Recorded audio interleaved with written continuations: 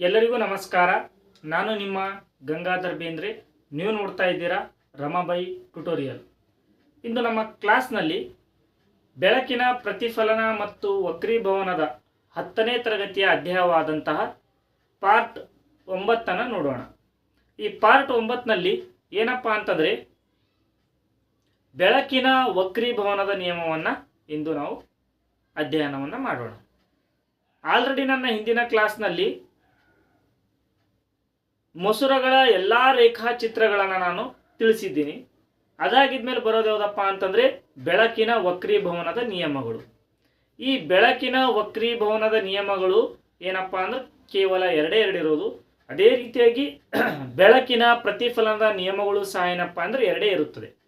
Already ಓದಿದ್ದೀರಾ. ಅವು ಯಾವ್ಯಾವು ಬೆಳಕಿನ ಪ್ರತಿಫಲನದ ನಿಯಮಗಳು? ಮೊದಲನೇ ನಿಯಮ, ಪತನ ಕೋನವು ಪ್ರತಿಫಲಿತ ಕೋನಕ್ಕೆ ಸಮನಾಗಿರುತ್ತದೆ. ಕೋನ I = ಕೋನ R ಅನ್ನುವಂಥದ್ದನ್ನು ನೀವು ಕಲ್ತಿದ್ರಿ. ಅದೇ ರೀತಿಯಾಗಿ ಎರಡನೇ ನಿಯಮ ಏನು ಹೇಳ್ತದಪ್ಪ ಅಂತಂದರೆ ಪತನ ಕೋನವು ಪ್ರತಿಫಲಿತ ಕೋನಕ್ಕೆ ಎಳೆದ ಲಂಬವು 3 ಅವುಗಳ ಮೇಲ್ಮೈಗೆ ಒಂದೇ ಸಮತಲದಲ್ಲಿರುತ್ತವೆ ಅಂತನ್ನುವಂಥದ್ದನ್ನು ಸಹ ಏನಪ್ಪ ಅಂದ್ರೆ ಕಲ್ತಿದ್ರಿ. ಈ ಎರಡು ನಿಯಮಗಳನ್ನು ಅಲ್ಲಿ ನೋಡಿದ್ರಿ. ಅದೇ ರೀತಿಯಾಗಿ ಇಂದು ವಕ್ರೀಭವನದ 2 ನಿಯಮಗಳನ್ನು ನೋಡೋಣ. ಮೊದಲನೇ ನಿಯಮ, ಇಲ್ಲಿ ವಕ್ರೀಭವನದ ನಿಯಮಗಳನ್ನು ನೋಡಬೇಕಂತ ಹೋಗೋಕ್ಕಿಂತ ಮುಂಚಿತವಾಗಿ ಒಂದು ಹೇಳ್ತೀನಿ. ಇಲ್ಲಿ ಪ್ರತಿಫಲನದಲ್ಲಿ ನಾವು ಓನ್ಲಿ ಏನಪ್ಪ ಅಂದ್ರೆ ಒಂದು ದರ್ಪಣದ ಮೇಲ್ಭಾಗದಲ್ಲಷ್ಟೇ ನೋಡಿದ್ವಿ. ಒಂದು ಗಾಜು ಅಂದರೆ ನಾವು ಉಪಯೋಗಿಸುವಂಥ ಒಂದು ಕನ್ನಡಿ, ಆ ಕನ್ನಡಿಗೆ ಮೇಲೆ ನಾವು ಲೇಸರನ್ನು ಹಾಕಿದಾಗ, ವಕ್ರವಾಗಿ ಹಾಕಿದಾಗ ಪ್ರತಿಫಲಿತಗೊಂಡು ಬೀಳ್ತಾ ಇತ್ತು. ಅಲ್ಲಿ ಕನ್ನಡಿ ಒಂದೇ ಮಾಧ್ಯಮ ಇತ್ತು. ಆದರೆ ವಕ್ರೀಭವನದಲ್ಲಿ ಎರಡೆರಡು ಮಾಧ್ಯಮಗಳು ಇರ್ತವೆ. ಮಾಧ್ಯಮ ಅಂತಂದರೆ ಒಂದು ನೀರಾಗಿರ್ಬೋದು, ಗಾಳಿಯಾಗಿರ್ಬೋದು, ಗಾಜಾಗಿರ್ಬೋದು, ಇನ್ನಿತರ ಯಾವುದೇ ವಸ್ತುಗಳಾಗಿರ್ಬೋದು. ಇಲ್ಲಿ ಮಾಧ್ಯಮಗಳು ಎರಡಿರ್ತಾವೆ. ವಕ್ರೀಭವನದಲ್ಲಿ ಪ್ರತಿಫಲನದಲ್ಲಿ ಮಾಧ್ಯಮಗಳು ಅಲ್ಲಿ ಕಂಡು ಬರಲ್ಲ. ಆದರೆ ಇಲ್ಲಿ ಮಾಧ್ಯಮಗಳು ಅಂತಂದು ವರ್ಡನ್ನು ಯೂಸ್ ಮಾಡ್ತೇವೆ. ಸ್ವಲ್ಪ ಏನಪ್ಪ ಅಂದ್ರೆ ಗಮನವನ್ನು ಹರಿಸ್ಬೇಕಾಗ್ತದೆ. ಇಲ್ಲಿ ಮೊದಲನೇದಾಗಿ ಬೆಳಕಿನ ವಕ್ರೀಭವನದ ನಿಯಮಗಳಲ್ಲಿ ಮೊದಲನೇ ನಿಯಮ ಏನು ಹೇಳ್ತದ ಅಂತನ್ನುವಂಥದ್ದು, ಪತನ ಕಿರಣ, ವಕ್ರೀಮ ಕಿರಣ ಮತ್ತು ಎರಡು ಮಾಧ್ಯಮಗಳ ಸಂಪರ್ಕ ಮೇಲ್ಮೈಗೆ ಪತನ ಬಿಂದುವಿನಲ್ಲಿ ಎಳೆದ ಲಂಬ ಎಲ್ಲವೂ ಒಂದೇ ಸಮತಲದಲ್ಲಿರುತ್ತದೆ ಅಂತನ್ನುವುದು. ಯಾವ ರೀತಿಯಾಗಿ? ಫಾರ್ ಎಕ್ಸಾಂಪಲ್, ನಿಮ್ಮ ಶಾಲೆಯಲ್ಲಿ ಶಿಕ್ಷಕರು ಈ ಒಂದು ಚಟುವಟಿಕೆಯನ್ನು ಮಾಡಿಸಿರ್ತಾರೆ. ಒಂದು ಗಾಜಿನ ಲೋಟದಲ್ಲಿ ನೀರನ್ನು ತೆಗೆದುಕೊಳ್ತಾರೆ. ಆ ನೀರನ್ನು ತೆಗೆದುಕೊಂಡಾಗ ಅದರೊಳಗೆ ಪೆನ್ಸಿಲ್ ಅಥವಾ ಪೆನ್ನನ್ನು ಏನಪ್ಪ ಅಂದ್ರೆ ಹಾಕ್ತಾರೆ, ಇಡ್ತಾರೆ. ಇಟ್ಟಿದ ಮೇಲೆ ಅಲ್ಲಿ ಏನಾಗ್ತದಪ್ಪ ಅಂತಂದರೆ ಆ ಪೆನ್ನು ಸ್ವಲ್ಪ ಮುಂದೆ ಹೋಗಿದಂತೆ ಭಾಸವಾಗ್ತದೆ ನಿಮಗೆ, ಅಥವಾ ಸ್ವಲ್ಪ ದಪ್ಪ ಆಗಿದೆ ಅಂತಂದು ತಿಳ್ಕೊತೀರ ನೀವು. ಕರೆಕ್ಟಾ? ಆ ದಪ್ಪ ಆಗಿದೆ ಅಥವಾ ಸ್ವಲ್ಪ ಮುಂದೆ ಹೋಗಿದೆ ಅಂತ ಅನ್ನುವಂಥದ್ದೇ ಏನಪ್ಪ ಅಂತಂದ್ರೆ ಅದು ವಕ್ರೀಭವನದ ಮೊದಲನೇ ನಿಯಮವಾಗಿರ್ತದೆ. ಅಲ್ಲಿ ನೋಡಿ ಯಾವ ರೀತಿಯಾಗಿ ಅಂತನ್ನುವಂಥದ್ದು. ಇಲ್ಲಿ ಇದು ಒಂದು ನೀರು ಇದೆ ಅಂತ ತಿಳ್ಕೊಳ್ಳಿ. ನಾನೇನು ಮಾಡಿದ್ದೀನಿ, ಒಂದು ಪೆನ್ಸಿಲನ್ನು ಇಟ್ಟಿದ್ದೀನಿ. ಕರೆಕ್ಟಾ? ಅಥವಾ ಒಂದು ಪೆನ್ನನ್ನು ಇಟ್ಟಿದ್ದೀನಿ. ಕರೆಕ್ಟಾ? ಆದರೆ ಅದು ಯಾವ ರೀತಿಯಾಗಿ ಕಾಣಿಸ್ತದಪ್ಪ ಅಂತಂದರೆ ಅದು ಸ್ವಲ್ಪ ಮುಂದೆ ಹೋಗಿದಂತೆ ಕಾಣಿಸ್ತದೆ. ಕರೆಕ್ಟಾ? ಸ್ವಲ್ಪ ಮುಂದೆ ಹೋಗಿದಂತೆ ಕಾಣಿಸ್ತದೆ. ಕರೆಕ್ಟಾ?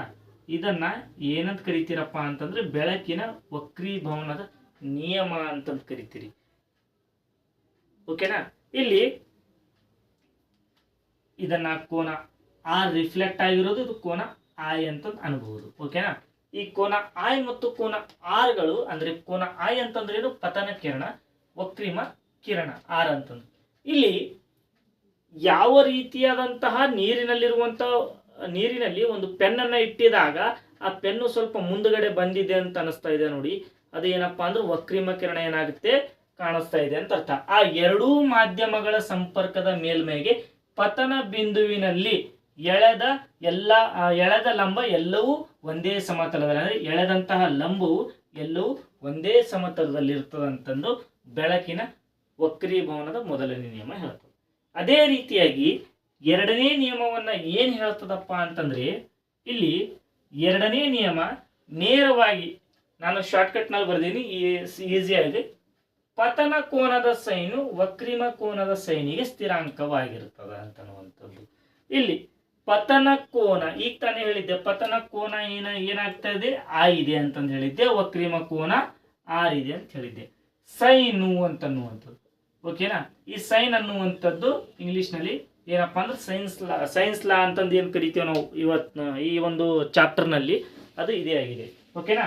ಇಲ್ಲಿ sine i divided by sine r ಅನ್ನುವಂಥದ್ದು ಏನಾಗಿದೆ, ಸ್ಥಿರಾಂಕವಾಗಿದೆ ಅಂತನ್ನುವಂಥದ್ದು ಎರಡನೇ ನಿಯಮದಲ್ಲಿ ತಿಳಿಸ್ಕೊಡ್ತಾರೆ. ಪತನ ಕೋನದ ಸೈನು ವಕ್ರಿಮ ಕೋನದ ಸೈನಿಗೆ ಸ್ಥಿರಾಂಕವಾಗಿರ್ತದ ಅಂತನ್ನುವಂಥದ್ದು ಎರಡನೇ ನಿಯಮ. ಎರಡನೇ ನಿಯಮ ತುಂಬ ಈಸಿಯಾಗಿದೆ. ಮೊದಲನೇ ನಿಯಮ ಸ್ವಲ್ಪ ಅರ್ಥ ಮಾಡ್ಕೊಳ್ಳಿ. ಒಂದು ಪತನ ಕಿರಣ ಇರ್ತದ, ಆ ಪತನ ಕಿರಣ ವಕ್ರಿಮ ಕಿರಣವಾಗಿ ಹೊರಹೊಮ್ಮುತ್ತದೆ. ಯಾವುದೇ ಒಂದು ಪತನ ಕಿರಣ ಬಿತ್ತು ಅಂತಂದ್ರೆ ಮಸೂರದ ಮೇಲೆ, ಮಸೂರ ಅಂತಂದ್ರೆ ಮೊದಲನೇದಾಗಿ ಅರ್ಥ ಮಾಡ್ಕೊಳ್ಳಿ, ಮಸೂರ ಅಂತಂದ್ರೆ ಏನು, ದರ್ಪಣ ಅಂದ್ರೆ ಏನು. ದರ್ಪಣಕ್ಕೆ ಹಿಂದ್ಗಡೆ ಯಾವುದೇ ಒಂದು ಗಾಜಿರಲಿ, ಆ ದರ್ಪಣಕ್ಕೆ ಹಿಂದಿನ ಭಾಗದಲ್ಲಿ ಲೇಪನವಾಗಿರುತ್ತದೆ, ಅದೇ ಮಸೂರಕ್ಕೆ ಲೇಪನವಾಗಿರಲ್ಲ. ಇದನ್ನ ಸ್ವಲ್ಪ ಸ್ಪಷ್ಟವಾಗಿ ಅರ್ಥ ಮಾಡ್ಕೊಳ್ಳಿ. ಯಾವುದೇ ಒಂದು ಪತನ ಕಿರಣ ಏನಪ್ಪಾ ಅಂದ್ರೆ ಮಸೂರದ ಮೇಲೆ ಬಿದ್ದಾಗ ವಕ್ರಿಮ ಕಿರಣ ಬರಲೇಬೇಕು. ಆ ವಕ್ರಿಮ ಕಿರಣ ಬಂದಾಗ ಆ ಎರಡು ಮಾಧ್ಯಮಗಳಲ್ಲಿ ಸಂಪರ್ಕಿಸಿದಾಗ, ಅಂದ್ರೆ ಒಂದು ಗಾಳಿಯ ಮಾಧ್ಯಮದಿಂದ ನೀರಿನ ಮಾಧ್ಯಮದ ಕಡೆಗೆ, ನೀರಿನ ಮಾಧ್ಯಮದಿಂದ ಗಾಳಿಯ ಮಾಧ್ಯಮದ ಕಡೆಗೆ, ಯಾವುದೇ ಒಂದು ಮಾಧ್ಯಮದ ಕಡೆಗೆ ಸಂಪರ್ಕಿಸಿದಾಗ ಪತನ ಬಿಂದುವಿನಲ್ಲಿ ಎಳೆದ ಲಂಬ ಎಲ್ಲವೂ ಒಂದೇ ಸಮತಲದಲ್ಲಿ ಕಾಣಿಸ್ತಾವ ಅಂತನ್ನುವಂಥ. ಅಂದ್ರೆ ನಮಗ ಈ ಪೆನ್ ಇದೆ ನೋಡಿ, ಈ ಪೆನ್ ಏನಪ್ಪಾ ಅಂತಂದ್ರೆ ನಾವು ಇಟ್ಟಿದಾಗ ಸ್ವಲ್ಪ ಮುಂದಗಡೆ ಹೋಗಿದಂದ್ರೆ ಅದರ ಒಂದು ಇದು ಈಚ್ ಕಡೆ ಏನಪ್ಪಾ ಅಂದ್ರೆ ಲಂಬವಾಗಿ ಕಾಣಿಸ್ತಾ ಇದೆ, ಇದು ಈ ಕಡೆಯಾಗಿ ಲಂಬವಾಗಿ ಕಾಣಿಸ್ತಾ ಇದೆ ಅಂತನ್ನುವಂಥದ್ದು ಇಲ್ಲಿ ಹೇಳಿರ್ತಾನೆ. ಅದೇ ಎರಡನೇ ನಿಯಮ ಈಸಿಯಾಗಿದೆ.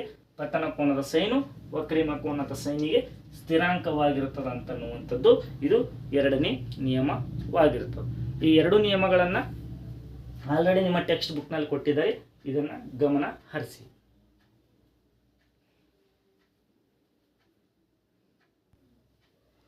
ಅದೇ ರೀತಿಯಾಗಿ ಇದರಲ್ಲಿ ಈ ಚಾಪ್ಟರ್ನಲ್ಲಿ ಕೊನೆಯ ಅಂಶವಾಗಿರುವಂಥದ್ದು ಕೆಲವೊಂದು ಸೂತ್ರಗಳ ಆಧಾರದ ಮೇಲೆ ಏನಪ್ಪಾ ಅಂತಂದ್ರೆ ಲೆಕ್ಕಗಳನ್ನು ಗಮನಿಸುವುದು. ಇಲ್ಲಿ ಅತ್ಯಂತ ಹೆಚ್ಚಿನ ಪ್ರಮಾಣದಲ್ಲಿ ಸೂತ್ರವನ್ನ ಕೊಡೋದಿಲ್ಲ, ತುಂಬಾ ಈಸಿಯಾಗಿರುವಂಥ ಸೂತ್ರಗಳನ್ನು ಕೊಡ್ತಾನೆ, ಓಕೆನಾ. ಅದನ್ನ ನೋಡೋಣ. ಅದಕ್ಕಿಂತ ಮುಂಚಿತವಾಗಿ ನಾವು ಒಂದು ಅಂಶವನ್ನು ನೋಡೋಣ. ಯಾವ ಅಂಶಪ್ಪ ಅಂತಂದ್ರೆ, ಎಕ್ಸಾಮ್ ಪೇಪರ್ಸ್ ಅನ್ನ ಗಮನಿಸಿದಾಗ ನಿಮ್ನ ದರ್ಪಣ ಮತ್ತು ಪೀನ ದರ್ಪಣಗಳ ಉಪಯೋಗಗಳ ಬಗ್ಗೆ ಕೇಳ್ತಾನೆ.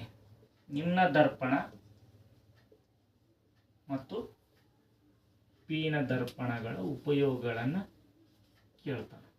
ನೋಡಿ, ಈ ನಿಮ್ನ ದರ್ಪಣ ಮತ್ತು ಪೀನ ದರ್ಪಣಗಳ ಉಪಯೋಗಗಳನ್ನ ಕೇಳಿದಾಗ ನಿಮ್ನ ದರ್ಪಣವನ್ನ ಎಲ್ಲಿ ಬಳಸಬಹುದು ಸಹಜವಾಗಿ ಅಂತನ್ನುವಂಥದ್ದು.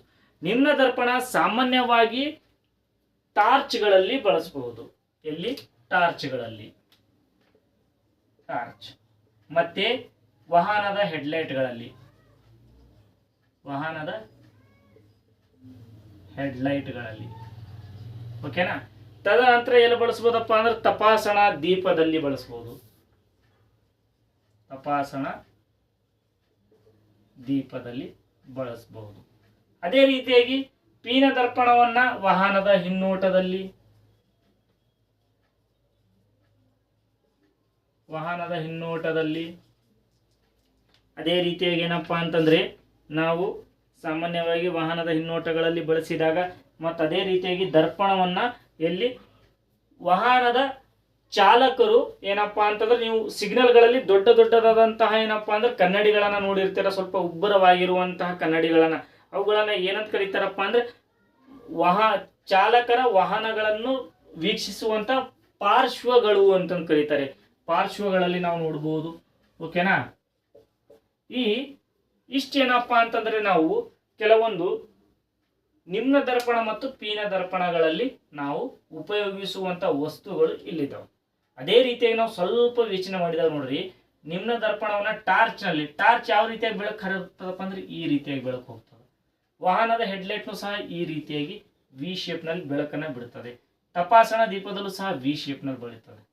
ಅದೇ ರೀತಿ ಈ ವಾಹನದ ಹಿನ್ನೋಟದಲ್ಲಿ ನಾವು ಲಾರಿ ಹೊಂಟದಪ್ಪ, ನಮ್ದು ಗಾಡಿ ಬೈಕ್ ಇದೆ, ಬೈಕ್ನ ಮಿರರ್ನಲ್ಲಿ ನೋಡಿದಾಗ ಲಾರಿ ಹಿಂದ್ಗಡೆ ಹೊಂಟಿದ್ರೆ ಲಾರಿ ಚಿಕ್ಕದಾಗಿ ಕಾಣಿಸುತ್ತೆ.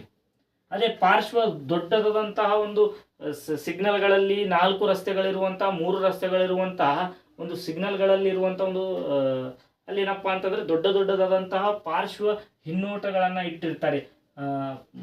ಏನಪ್ಪಾ ಅಂತಂದ್ರೆ ನಮ್ಮ ಟ್ರಾಫಿಕ್ ಅವರು ಅದನ್ನ ಪಾರ್ಶ್ವ ಹಿನ್ನೋಟದಲ್ಲಿ ಸಹ ಏನಪ್ಪಾ ಅಂದ್ರೆ ಚಿಕ್ಕ ಚಿಕ್ಕ ವಾಹನಗಳು ಕಾಣಿಸ್ತಾವೆ ನೋಡಿ. ಪೀನ ದರ್ಪಣವನ್ನ ಎಲ್ಲಿ ಬಳಸ್ತಾರಪ್ಪ ಅಂತಂದ್ರೆ ಚಿಕ್ಕ ವಸ್ತುಗಳಾಗಿ ಕಾಣುವಂತಹ ಇದರಲ್ಲೇ ಬಳಸ್ತಾರೆ. ನಿಮ್ನ ದರ್ಪಣವನ್ನ ಏನಪ್ಪಾ ಅಂತಂದ್ರೆ ದೊಡ್ಡದಾಗುವಂತಹ ವಸ್ತುಗಳಲ್ಲಿ ಬಳಸ್ತಾರೆ. ಅಷ್ಟೇ ಯಾಕೆ, ನಿಮ್ನ ದರ್ಪಣವನ್ನ ಡಾಕ್ಟರ್ ಹಲ್ಲಿಂದ ಏನಪ್ಪಾ ಅಂದ್ರೆ ಡಾಕ್ಟರ್ ಇರ್ತಾರಲ್ಲ, ಆ ಹಲ್ಲಿನ ಡಾಕ್ಟರ್ ಸಹ ಏನಪ್ಪಾ ಅಂದ್ರೆ ಬಳಕೆಯನ್ನು ಮಾಡ್ತಾರೆ. ಇದು ಇಷ್ಟೇನಪ್ಪಾ ಅಂತಂದ್ರೆ ಇವತ್ತಿನ ಒಂದು ಚಿಕ್ಕ ಟಾಪಿಕ್ ಆದಂತಹ ಬೆಳಕಿನ ವಕ್ರೀಭವನದ ನಿಯಮಗಳು, ಅದೇ ರೀತಿಯಾದಂಥ ಚಿಕ್ಕ ಟಾಪಿಕ್ ಆದಂತಹ ನಿಮ್ನ ದರ್ಪಣ ಮತ್ತು ಪೀನ ದರ್ಪಣದ ಉಪಯೋಗಗಳು. ಇನ್ನು ನಾಳೆಯ ಕ್ಲಾಸ್ನಲ್ಲಿ ನಾವು ಯಾವ ರೀತಿಯಾದಂತಹ ಇವುಗಳಲ್ಲಿ ಕಂಡುಬರುವಂಥ ಕೆಲವು ಸೂತ್ರಗಳ ಆಧಾರದ ಮೇಲೆ ಪ್ರಶ್ನೆಗಳನ್ನು ಕೊಡಲಾಗ್ತಾನ ಅಥವಾ ಕೊಟ್ಟಿರುವಂಥ ಕೆಲವೊಂದು ಪ್ರಶ್ನೆಗಳನ್ನು ನಾನು ಬಿಡಿಸಿ ಹೇಳ್ತೀನಿ. ಅಲ್ಲಿವರೆಗೆ ನನ್ನ ಚಾನಲನ್ನು ಸಬ್ಸ್ಕ್ರೈಬ್ ಮಾಡಿ, ಲೈಕ್ ಮಾಡಿ, ಶೇರ್ ಮಾಡಿ. ಧನ್ಯವಾದಗಳು.